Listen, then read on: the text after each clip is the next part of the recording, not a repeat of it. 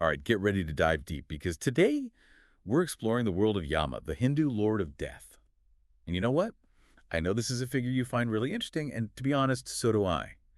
He's got this whole judge, jury, and executioner thing going on, but then there's this element of cosmic order and righteousness tied to him, too. It's, It's a bit of a puzzle, don't you think? it really is fascinating how those two ideas are connected. You're right. Yeah. The way Yama embodies this duality really takes us to the heart of some of the most important concepts in Hinduism. It's like he's not just some grim reaper figure. There's so much more to him. He's deeply tied to Dharma, the idea of cosmic order and living a life that is just. Okay, I'm with you on that. Yeah. But how do we really understand these two sides of Yama? I mean, on the one hand, he's shown as this really intimidating figure, often with dark skin, piercing eyes, riding a buffalo and carrying a noose and mace. That's intense. Yeah. It doesn't exactly make you think of fair and balanced, does it? Yeah. But on the other hand, he's upholding Dharma, this idea of righteousness. So how do those two things work together? I think the key to understanding that is to remember that for Hindus, death isn't simply the end. It's part of this larger cycle of life,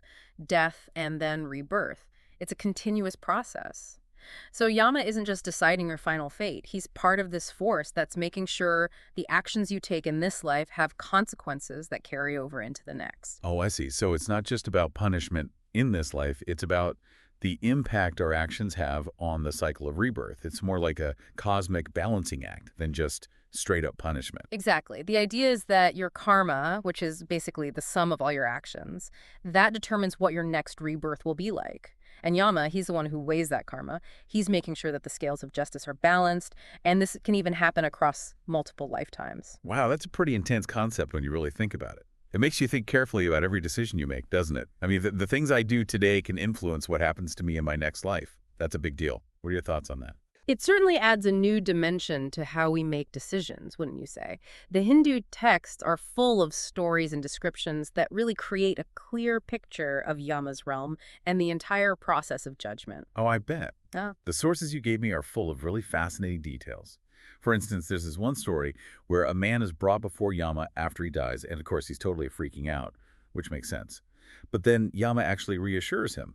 He explains that death is just a transition, it's not the end. That's a perfect example of how Yama isn't just this menacing, terrifying figure. There's another side to him. He's also a teacher, and his role is to help souls understand this complex cycle of karma and rebirth. He's there to help them see how their past actions have led them to where they are now. So it's not just about punishment, it's more about understanding the natural consequences of your actions, Yeah. right? It's almost like getting a spiritual report card, I guess. That's a great way to put it. It's like Yama is grading your actions, but not in a way that's meant to be cruel or anything. It's really about keeping that cosmic balance and helping souls move forward on their spiritual journey. You know, I'm starting to understand how this whole karma and rebirth thing works with Yama. But I have to admit, the idea of being judged after death still kind of freaks me out. Do you think that that fear is, like, intentional? Oh, that's a really interesting question. I think it's safe to say that, yeah, that fear of Yama and of death itself is definitely part of the whole picture. But I don't think it's meant to be purely negative. It's kind of like, think of it like a parent setting boundaries for their kid. Yeah. The rules might seem strict at first, but they're really there to help the child in the long run. Oh, that's a great way to put it. So it's like this fear of Yama is actually meant to kind of nudge people towards living good, righteous lives. Yeah, Right? exactly. Think about it. If you know that your actions have consequences that last even after death, you're probably going to be more likely to make choices that are in line with Dharma. It's a pretty strong motivator for ethical behavior, wouldn't you agree? Yeah, definitely. Okay, so let's switch gears a bit and talk about how Yama is actually visualized in art and culture. I'm really struck by how vivid the descriptions are, even in these really old texts. It's like they're trying to create a very specific image in your mind. Yeah, totally. And all those visual elements are super important. They're full of symbolism. For instance, take that buffalo he's often depicted riding. Oh, right. Yeah, the buffalo. That image definitely sticks with you. Well, think about it. The buffalo, it's a powerful, imposing animal. Mm. It represents strength, resilience, and even a bit of wildness, right? So by connecting Yama with the buffalo, it just reinforces his authority and like the whole idea that death is inevitable. So it's like the buffalo is this metaphor for death itself, this huge, powerful force that can't be stopped. You got it. And then there's the whole thing about his dark complexion. Have you noticed how that sets him apart from a lot of other Hindu deities? They're often shown with lighter skin tones. Now that you mention it, I did notice that. Yeah, it's like he's visually connected to the darkness, that mystery of the underworld, all that's hidden beyond life. Exactly. And even the tools he carries, the noose and the mace, they add another layer of meaning to the whole picture. Oh yeah, tell me about those. What do they represent? I'm really curious about that. Well, the noose, that's pretty straightforward. It represents that death is inescapable. No one can escape Yama's grasp. But the mace, that's a bit more complex. Really? How so? Well, think about what the mace represents. It's often associated with power, punishment, the whole idea of upholding order. So it really symbolizes both sides of Yama's role as both judge and enforcer. Wow, I see. So he's not just passively watching what people do, he's actively making sure justice is served. Precisely. He's the ultimate guardian of cosmic order, making sure everything stays balanced. It's a pretty big responsibility when you think about it. No kidding. And when you see all these images put together, you can really imagine how people must have felt when they saw depictions of Yama.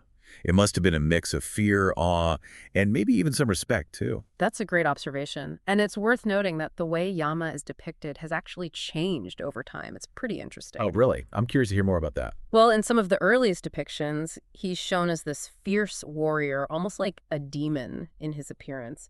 But as Hinduism evolved, his image kind of softened, you know? It became less about punishment and more about guidance, this idea of him helping souls on their journey through the afterlife. That's so interesting. It's like those changes reflect how cultural attitudes towards death and the afterlife have shifted over time. It really does. And you know what? Those shifts are still happening even today. As Hinduism continues to change and adapt to the modern world, we're seeing all kinds of new interpretations of Yama emerging. Oh, wow, really? Can you give us some examples of that? I'm curious about how people are reinterpreting this ancient figure in today's world. Absolutely. For instance, in some modern depictions, you see him portrayed as a more compassionate figure, like a wise teacher who's there to help souls understand what reality is truly about. It becomes less about judgment and more about seeking enlightenment. That's amazing. It's like we're moving away from that fear of being punished Yeah. and towards a deeper, more nuanced understanding of death and the afterlife. Exactly. And those new interpretations are helping to keep the story of Yama relevant for people today, even those who might not follow traditional Hindu beliefs. It's kind of strange, right? How Yama, this figure we usually think of as scary and something to be afraid of, can also be seen as a source of hope, maybe even inspiration. That's a bit of a contradiction, don't you think? It is an interesting contradiction. I think it really shows just how complex Yama is and how complex death itself is. You know, it's not just a simple idea. Yes, there's fear there, but also awe, even a sense of respect, and maybe a sense of possibility, too. I see what you mean. It's like Yama's pushing us to look past that fear and see death as just a part of a bigger cycle, like a process of change and renewal. That's it, exactly. And honestly, I think that's a pretty empowering way to see it, especially in a world that often tries to pretend death doesn't exist or tries to avoid thinking about it. Totally agree with you there. It's like by accepting death, by really facing it, we can actually live more fully right now in this moment. You're right. And that's where that idea of Dharma we talked about earlier really comes into play. If we live our lives in line with Dharma, if we make choices that are ethical and fair, we can create a better world while we're here and also ensure that we have a smoother transition into what comes next. So it's about understanding that what we do has an impact that goes way beyond just our own lives. Exactly. And that's a pretty powerful reason to live with a sense of purpose and intention. You know, as we've been talking about Yama, I keep finding myself thinking about all the different ways that cultures all over the world deal with death and what they believe about the afterlife. It's something that every human has to deal with, yet their rituals and beliefs are so incredibly diverse. Isn't it fascinating? You have cultures that have these huge celebrations when someone dies, others that have these incredibly somber mourning rituals. You have beliefs in reincarnation and heaven and hell and spirits of ancestors. It's It amazing. really is. It makes me wonder if there are any common threads running through all these different belief systems. Is there something that ties them all together? I think there are some common threads, actually. When you get down to it, most belief systems that focus on death and what happens after are trying to answer the same basic questions that we all have. What happens to us after we die? Do we go on in some way? Is there a reason for us to be here? And how do we cope with that loss and grief that comes with death? Because it always does. Those are some really huge questions. Do you think Yama's story gives us any answers? In a way, I think it does. Yama, as the figure who represents Dharma, suggests that there is some sort of cosmic order, a kind of justice that keeps working even after we die. And he reminds us that every action has a consequence, that the choices we make really do matter. So it's not about just accepting whatever fate has in store for us. Not at all. Yama's showing us that we have control, we have agency, we can shape our own future, both while we're alive and after we die.